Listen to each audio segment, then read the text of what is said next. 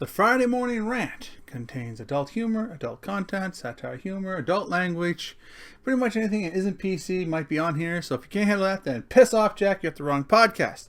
It's the Friday Morning Rant with Shane Halfyard. It is Friday, April 24th. I took a minute to look at the calendar there. 2020. So, how's everybody doing? I hope everybody's staying safe and healthy and practicing that social distancing. I hope that they're all doing well. I really do. Because it is messed up out there. So, before I started doing the rant today, my wife and I decided to go for a walk. I'm working out every day now, right? I start working out every day roughly, let's see here. Look at the calendar. I know when I started.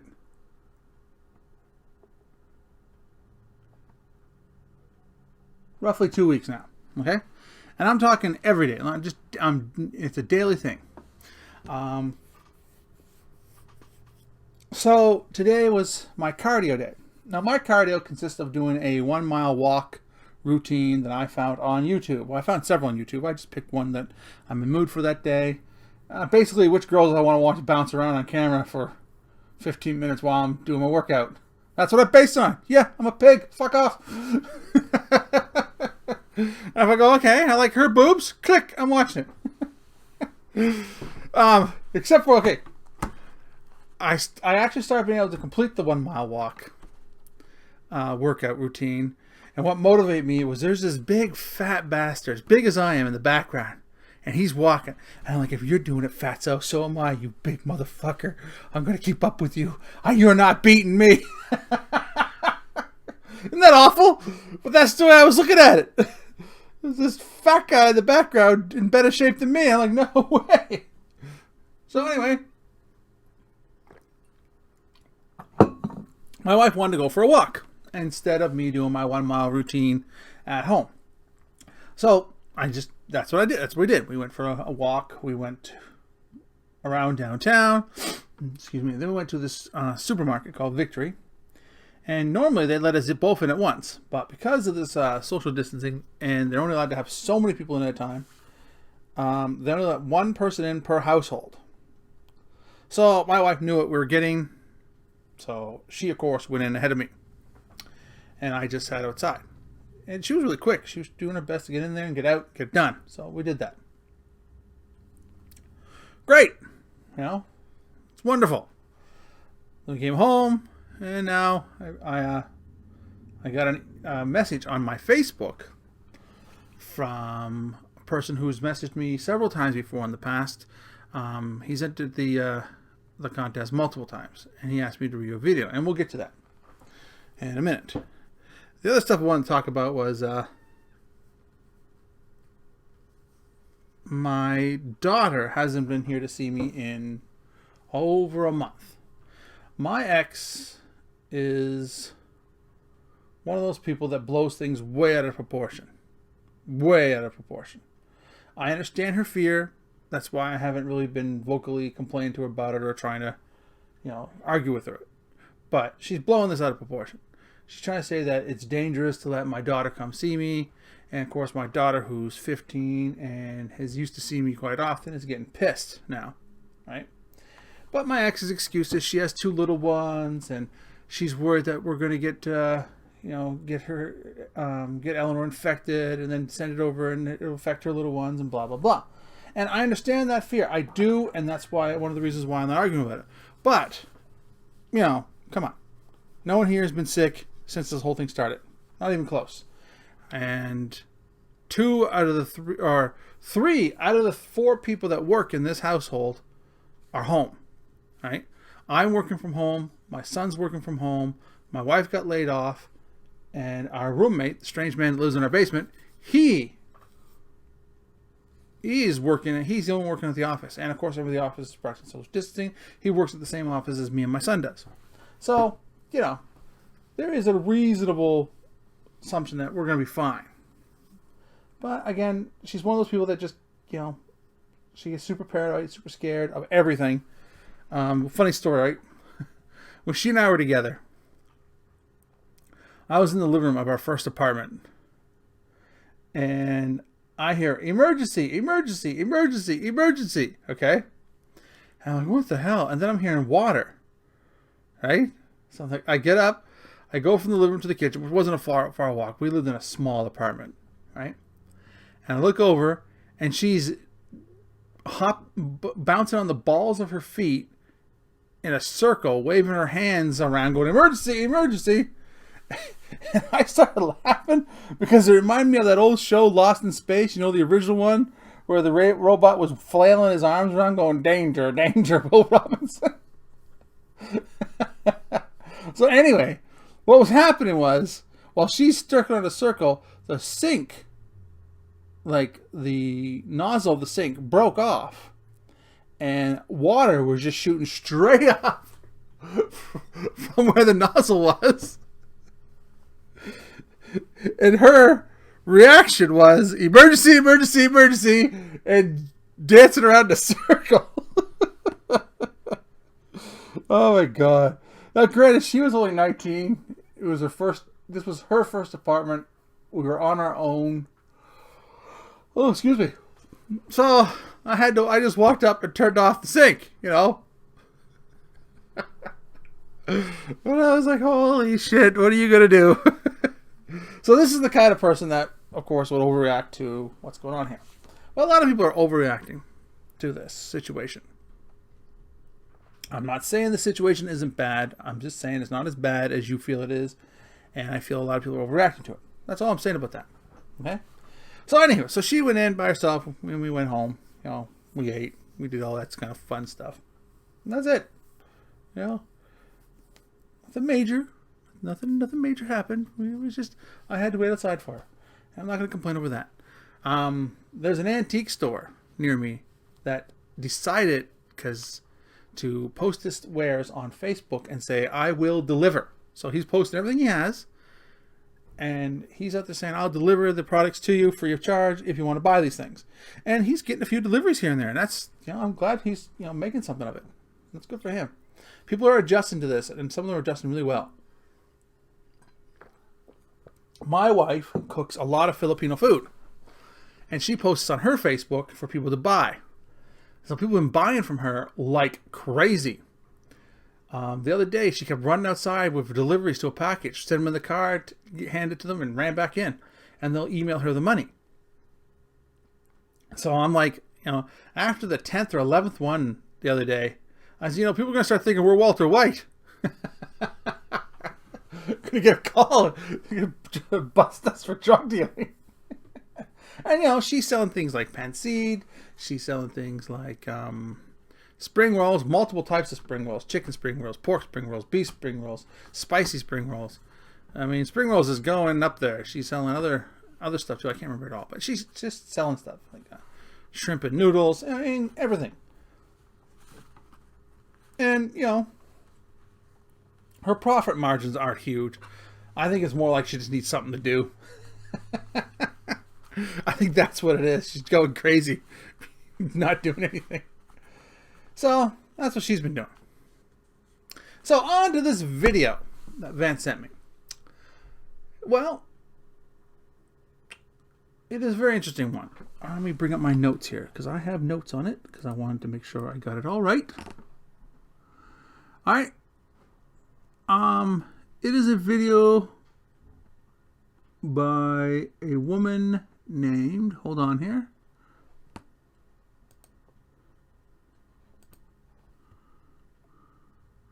Marilyn York, okay? This was at TED Talk.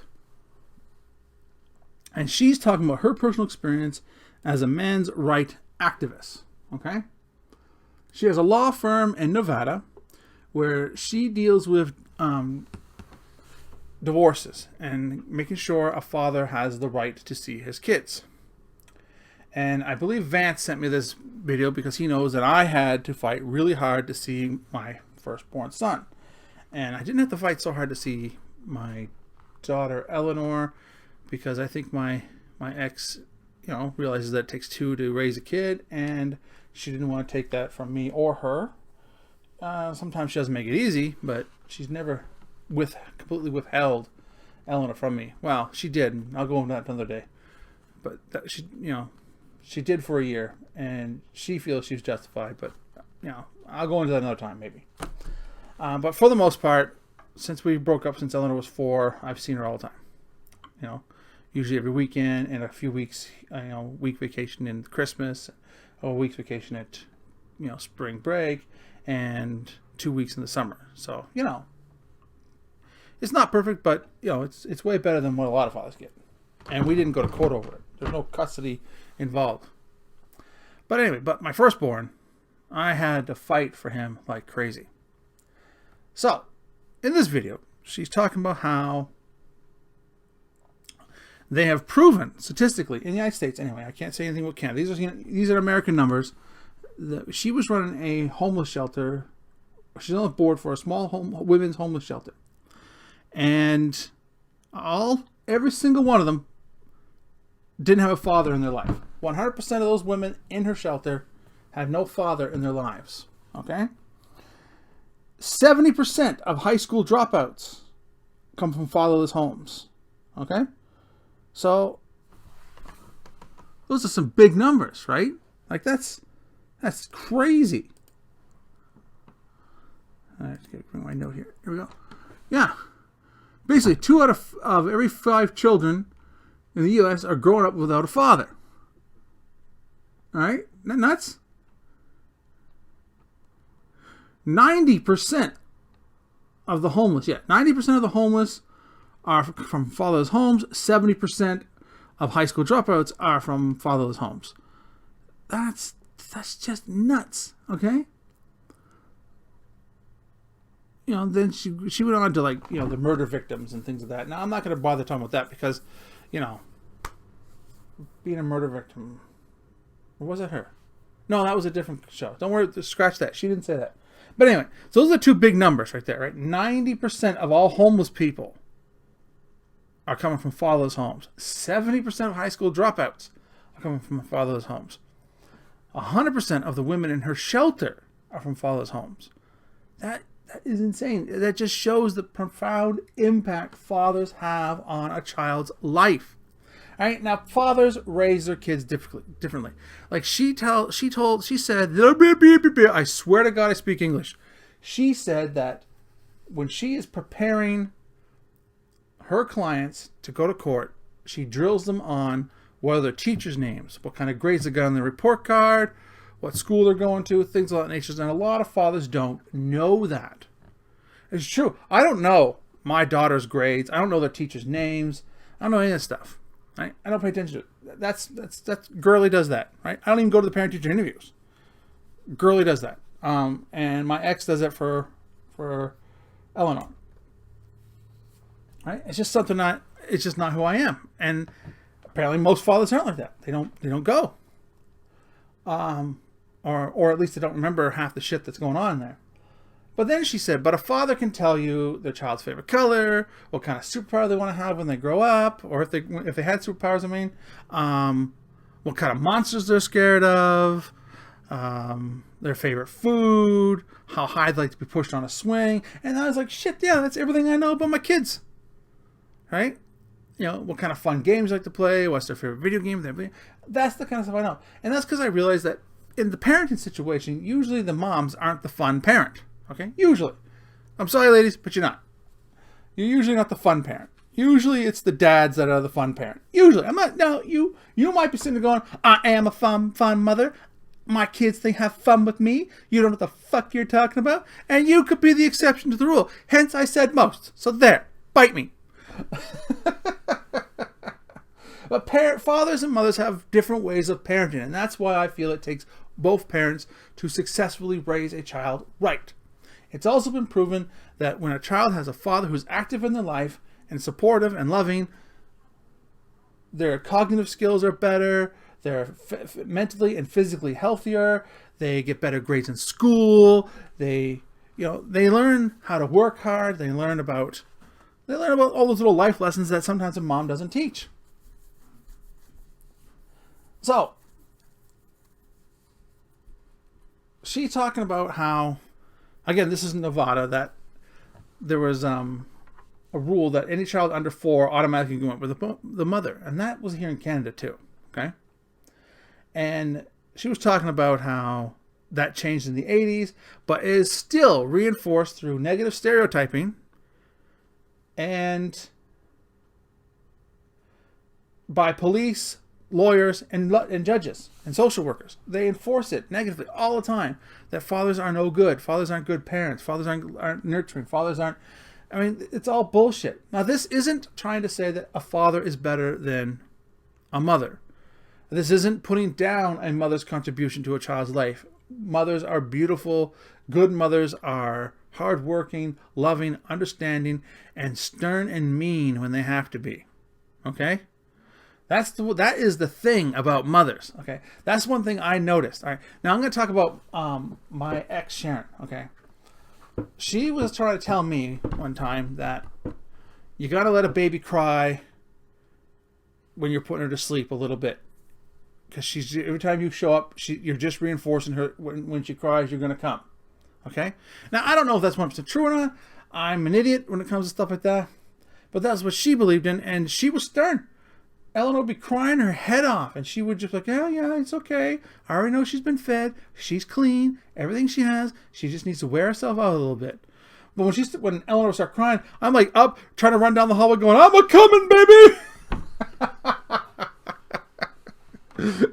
So she had to stand away and go, no. Just give her a few minutes. If she keeps crying for a couple more minutes, then we'll go in and check on her. But, let's try to see if she'll put herself to sleep. And I'm like, get out of the way. I'm going to push you down, bitch.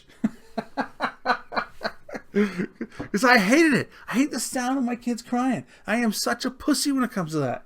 Right? I really am. Right? And I'm a big softy when it comes to my kids when they want stuff.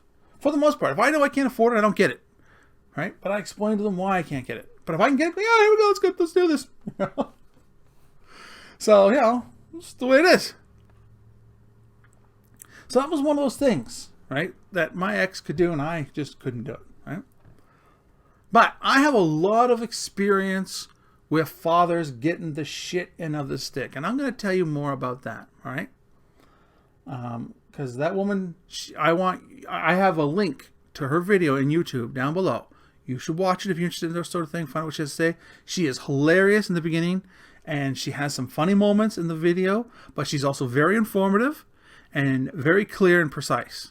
And if I were you, if you're interested in this sort of thing, take a listen. It's worth your time. It's a 15-minute video, and it's worth it. So I'm going to tell you my experience. This is my experience in the whole father versus mother thing. Okay? First things first. My ex, Marcellus' mother, took off with him. All right? She picked him up one day, her and her boyfriend, and they left the province. Didn't tell me where they were going, what they were doing, when they'd be back. Gone. Then she'd call me randomly saying, you can't stop me, blah, blah, blah. She wouldn't tell me where she was at, but, stuff like that. But the moment she took off with him, I called the police. I said, my ex kidnapped our kid. It was, what do you mean? Well, she's gone. I don't know where she's going, but she left. Everything in the apartment's been moved out. Things of that nature. And the police officer, the first thing he said was, well, mother can't kidnap her kid. I said, okay, let me ask you something. If a father did this, if I as a father took off, what would you consider that kidnapping? Well, that's different. The courts see it differently when the father does it. Okay? Clearly I'm talking to the wrong person. Thanks a lot. And I just hung up. There was no point. There was no help for me. So then, a few months later, I get some court papers stating that my ex was going for custody of my son Marcellus. Well, I only had so many days to show up to the court in Toronto. I am 18 years old, folks. No, just turned 19. I am 19 years old, just finished high school. All right? Just about to start going to secondary school. Okay? This is the scenario here. How the fuck am I going to go over there, get money and get out of there? Right? How am I going to pay the lawyer? That's why they did it. That is the reason why she took him to Ontario. Because her boyfriend at the time, who was a complete asshole, told her that if you do that, I can't even test it. Because he's great. He's one of those guys that pumps out babies everywhere and then doesn't raise them. I know this because he had a baby with this girl, and then they broke up. And he has little to nothing to do with this poor woman. And she's a beautiful young woman. She's smart. She's friendly. She's great to my son. She's friendly to me. She's good to Cassandra. We get along. But unfortunately, her father's an asshole. Right? Had nothing to do with it. So, and he knew how to play these type of systems. And that's what he told my ex. Here's a little side note. All right? Before they took off, my ex took a couple of checks that were no good. Right? Completely no good checks. She deposited them in her account and then instantly withdrew the money. Now, you can't do that nowadays. This is back in 1996, I believe. So she deposited and then she withdrew $1,000. Okay? She had to do it multiple times, but she got $1,000. All right? So here's the kicker. All right? I'm living on my own at this time. I'm not living with my parents. I'm living on my own. I'm on disability because I'm legally blind. So I'm only getting about $600 a month. But I'm renting a room. And I'm just thinking about going to secondary school. I'm trying to think about what I'm going to do with my life. I get a knock on the door. Right? 2 police officers come in. They grab me.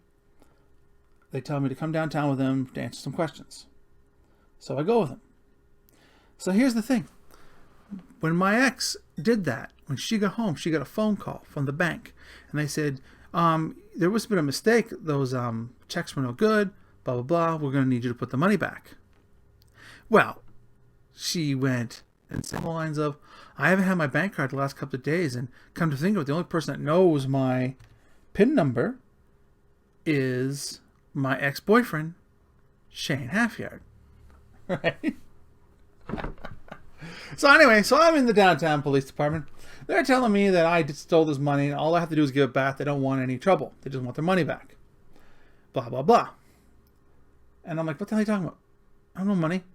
The only money I got is like $600 in the bank. That's it. That's all I got. And that's to last me to the end of the month. And they're like, oh no, you know, we're getting the tape here, pal, and we're going to show you. And sure enough, they brought in this VHS and TV on wheels. Popped in a VHS tape, hit the play button. Great big black dude. Probably taller than me by 3 inches. Probably outweighing me by about 40 pounds. He's the one doing that for my ex, because that was her boyfriend. I was like, yeah, that certainly looks like me. So, of course, they let me go. They apologized, and I had no problem with that. I understood. They thought maybe I was going to run with it. And they were right. The person who took the money out did run with it. She was gone. Okay? So, she's gone for months. Okay? 4 months. Then she gets back here. Then, I have to take her to court just so I can see my son. She was one of those people. Now, this is back before I knew what was wrong. She has some mental illnesses. And that is why that she and I get along well. Now that I know that she couldn't help it, I forgave that, right? So she had these mental illnesses that we didn't know about. But she conveniently could handle our son during the winter and the spring and the fall. But every summer, that's when she needed a break from him. So I would get him every summer. So child services was called on her several times, and not by me. I didn't bother because I tried once, and they said, oh, we don't listen to the father. And that was their exact words. We don't listen to the father or other family members when they call child services because we know that they use us as a weapon. Okay? Now, I'm sure that happens. But speaking as a father and my parents, who are the closest things around, we're the ones most likely going to see some shit. Right? Like a father or a mother who sees what's going on a regular basis are the ones that are going to see something going wrong. But the child services didn't listen. They said, we don't typically listen to the relatives. And that's some fucked up shit. Like, that is some fucked up shit. Like, that means that I could see my son, who got badly burnt one day, because my ex, again, wasn't bright. She took him to a parade in July, and instead of getting him sunscreen and going and taking him back home to get sunscreen, she didn't want to miss the parade. She poured water on him over and over again. Burnt him so bad he had blisters all over his face, his shoulders, his arms. Oh my God. It took everything I had not to choke that girl. Right? But again, this is back before I knew there was something really wrong with her. Right? I just thought she was stupid. So there I didn't know what to do. Right? I was still a kid. You're a kid, you don't know nothing. I didn't know shit. Right? So anyway, so then she was talking about putting my son into child services. In a foster care plan. Well, no. That's when I started getting a lot more active, trying to figure shit out. So I called up child services and I said, I'm his father. He is not going there. And the guy goes, well, she told us her father was dead. His father was dead, I mean. I was like, what? No, I'm his father, Shane Halfyard. Yes, your son will be going to you whenever we needed to put him in a home. So he'd come to me for several weeks. And here's the kicker, right? We'd show up for the meeting, right? And I'm sitting down at the meeting, and they're telling her, you need to work on your anger management, you need to understand parenting skills, you need to understand blah, blah, blah. And they're giving all this shit list of stuff she got to do. I'm like, oh my God, something's finally going to get done. I'm going to get Marcellus out of there. We're going to be all right. Everything's going to go my way, right? That poor kid's going to be out of there. 2 months later, we're in that same room. And every single one of those people are sucking on her ass, telling what a great person she is, how she did all the requirements, and blah, blah, blah. And the only one that was shaking his head was the guy I called up, who was Marcellus's personal worker. Okay? His name was Chris at the time. And they go, anything you have to say? I said, yeah, what the hell's going on? I said, what are you doing? Well, we're going to give her back custody of Marcellus Halfyard. Why? We're going to be back here in 3 months. What the fuck are you doing? I'm losing my cool. So Chris grabs me by the arm and he starts squeezing it. And he's trying to tell me to shut up, right? Because I'm not looking too stable there, right? Because I'm losing my shit, right? I'm now 20 years old and I'm losing my shit. So I calm myself down best I can. I let it go. And I said, look, all I have to say is we're going to be back in a couple months. And a couple months later, we're back there. And I get Marcellus again. And this went back and forth, and she had 2 more kids, and she goes back and forth, and then suddenly they realized there was something wrong with her, and they admitted her to a hospital, okay? And during that moment, when she knew she was ill, and that moment of clarity, we went to court, and she gave me custody of Marcellus, okay? She knew that she had to get her kids help, so she gave her 2 kids up for adoption. One went to adoption, and the other one went to her biological father, right? And then she gave Marcellus to me. And that was a moment of perfect clarity, and I've always been grateful to her for that, right? She was always, in my book, that was the best and bravest and hardest thing she probably ever had to do, and she did it, okay? And to this day, we get along because of that. I tolerate a lot of bullshit from her because of that. Because in the end, she came through for our kid and for her other 2 kids, right? Because she knew there was something wrong, and she's been, and this has probably been an ongoing struggle for her for the past 20 years. And I'm willing to bet she's still fighting it, and she's still trying her best, and I commend her for it, right? But here's the fucked up situation. We went into that court just so the judge could say it's legal, right? We're standing there. The judge reads the paperwork, and the judge looks at my ex and says, Miss McGiffrey, are you sure you want to do this? You don't have to do this, you know. Those are your children, and they can stay with you. And in my mind, my brain just fucking exploded. My mother knew me so well that she grabbed my arm because I was starting to get mad, right? I had a huge temper back then. So I was about to blow up and lose my shit again. And she's grabbing it and she's looking at me and I could see in her face because she's real close, right? And my vision's real poor, but she got close enough to make sure I seen her. And she was like, don't you do it. Don't you lose your shit. Don't you lose your... That's in her eyes right there. Be good. Be good. For God's sakes, be good. So I'm taking deep breaths. And the judge said, yes, Marcellus belongs with his father. Just like that. And then the judge said the second thing that almost made me lose my shit again. Well, if you change your mind, we can reverse this proceeding if that's something you need to do. And then she slapped her gavel on and everything was done. And I'm just thinking, that motherfucker, you know, because this was back in 2003-ish, 2003, 2004, okay? And then we're supposed to be in this enlightened age, this information age. The net is fairly new. Everybody can know everything. We can contact with people around the world. Human rights activists are starting to come out of the woodwork for all these other rights. But me as a father, my rights are shit. And still are shit. Right? They're still shit. And this is because there are some feminist groups out there that are still lobbying in North America to keep those rights where they're at. Keeping the father down. And that is wrong. And this,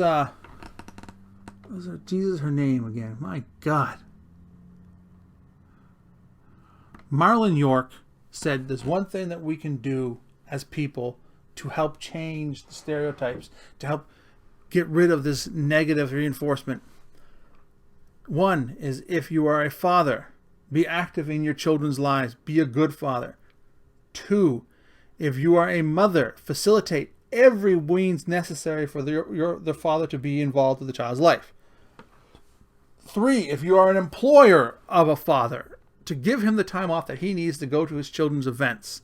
Give him sick days so he can look after his children. Those are all ways that they can help get rid of this stigmatism of how fathers are no good and how only mothers are good parents. Now, I want to make this clear again. I want to say this one more time. I am not putting down mothers out there, okay?